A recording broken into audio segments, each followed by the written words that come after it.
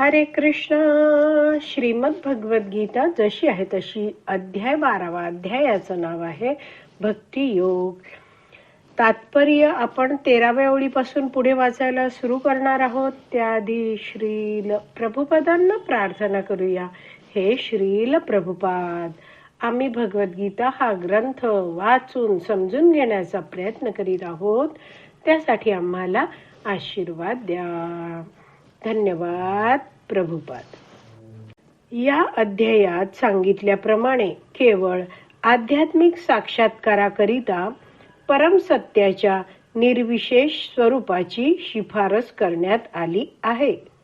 दुसऱ्या शब्दांत सांगायचे तर मनुष्याला जोपर्यंत शुद्ध भक्तांची संगत लाभत नाही तोपर्यंतच निर्विशेष ब्रह्म लाभदायक ठरू शकते.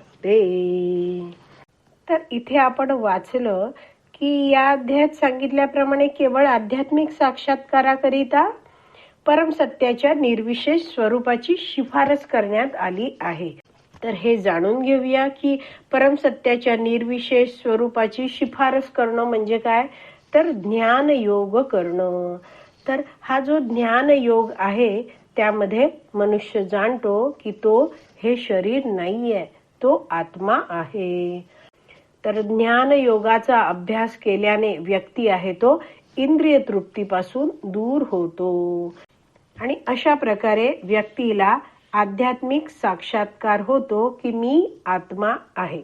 असा जो व्यक्ती आहे जो जाणतोय की मी आत्मा आहे आणि त्याने इंद्रिय तृप्तीपासून स्वतःला दूर केलं आहे, तर अशा व्यक्तीला जर शुद्ध भक्ताचा संग मिळाला तर त्याची भक्ती मार्गात प्रगती होऊ शकते. आणि म्हणून इथे सांगितलंय की दुसऱ्या शब्दात सांगायचे तर मनुष्याला जोपर्यंत शुद्ध भक्तांची संगत लाभत नाही तोपर्यंतच निर्विशेष ब्रह्म लाभदायक ठरू शकते.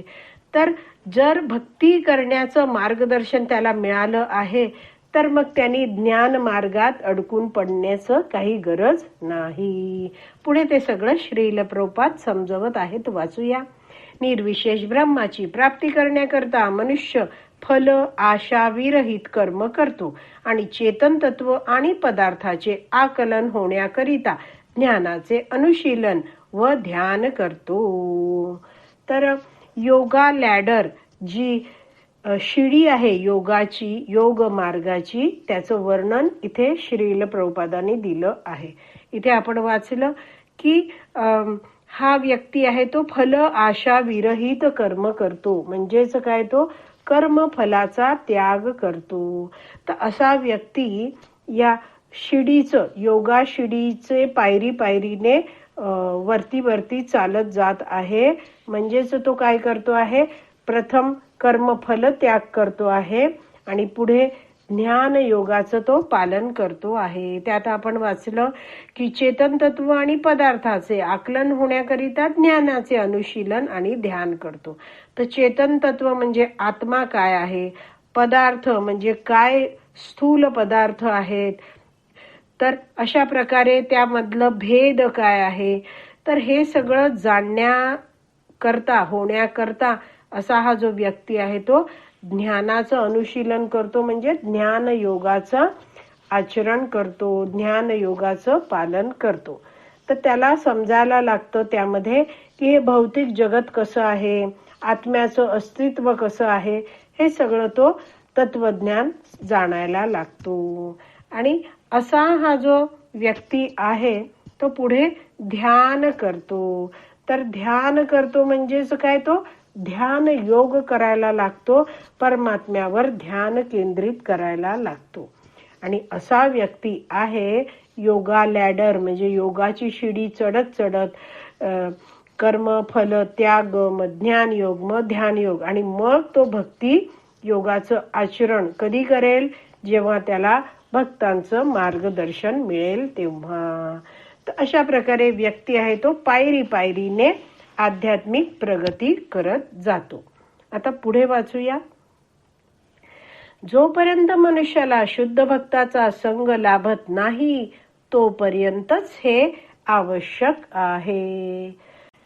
तर इथे म्हटलं आहे की तोपर्यंतच हे आवश्यक आहे, म्हणजे योगा लॅडरने, योगाच्या शिडीने, पायरी पायरीने आध्यात्मिक प्रगती करणं हे तोपर्यंतच आवश्यक आहे जिथपर्यंत व्यक्तीला शुद्ध भक्ताचा संग लाभत नाही. जर मनुष्याला शुद्ध भक्ताचा संग लाभला आणि त्या मनुष्याने त्या शुद्ध भक्ताचं मार्गदर्शन स्वीकारलं, तर मग पुन्हा त्या व्यक्तीला त्या योगाची जी शिडी आहे, पायरी पायरीने योग मार्गात प्रगती करत जाणं, ते करायची आवश्यकता नाही. आणि म्हणून श्रील प्रभुपाद पुढे लिहितायत, ते वाचूया. सुदैवाने मनुष्यामध्ये कृष्ण भावनेत संलग्न होण्याची इच्छा विकसित झाली तर त्याला आध्यात्मिक साक्षात्कारातील क्रमिक पद्धतीचे अवलंबन करण्याची आवश्यकता नाही. तर एखादी उंच इमारत आहे आणि त्याच्या अगदी वरच्या मजल्यावर जायचं आहे, तर 2 मार्ग आहेत. एक तर पायरी पायरीने वर जाणं आणि दुसरा मार्ग आहे लिफ्टचा वापर करणं.